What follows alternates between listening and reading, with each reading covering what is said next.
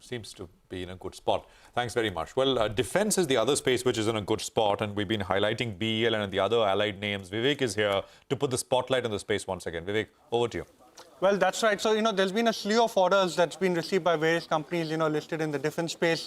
First on our list, like you mentioned, Bharat Electronics. Now, the company actually signed two separate contracts. Now, the first one is a contract worth almost 5,500 crore. Again, this is for the Indian Armed Forces. And even the second one, close to 2,700 crore that the company has received from the Indian Armed Forces. Bharat Dynamics, again, the company has received orders for Akash weapon system. Now, this particular order is worth over 8,160 crore and also received a smaller order for helicopters worth 260 crore.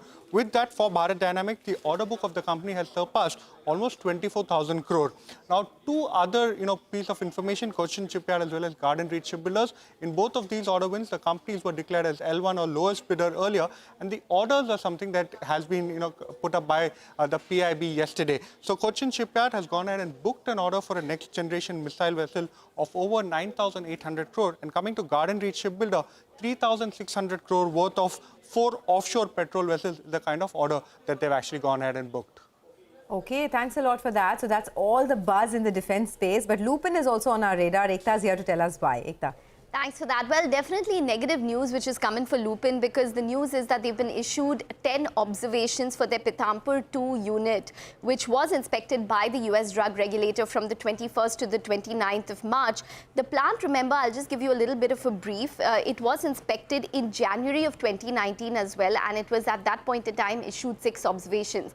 Pithampur comprises of 3 units. The Unit 2, we understand, has had a warning letter issued to it since November of 2017. So after those 6 observations in Jan of 2019 as well, this would probably be the second inspection which has taken place after that. And 10 observations, the indication is that it's probably going to be a longer road ahead for them to resolve it. Okay, thanks a lot for that. Well, the other stock that is the big nifty gainer right now is Reliance Industries. If you've missed out on the news flow, here it is. Reliance is up 3% after the company has now initiated the process to demerge the financial services arm. Now, remember, this announcement came last year, but now on the 2nd of May, the company will be meeting to, rename it to Jio Financial Services and discuss the contours of the demerger.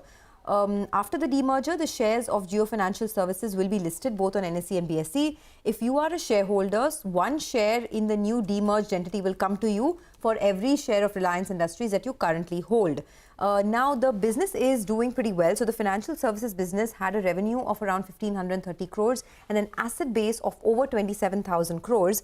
And a lot of brokerages have written positive notes. MK says that the demerger sets the stage for monetization of its verticals, which is a big positive trigger. Now, just to give you a couple of details, the financial services business, which will be eventually listed on BSE and NSE, has investments across Reliance Industrial Investments, Reliance Payment Solutions, Jio Payment Bank, Jio Information Aggregator Services.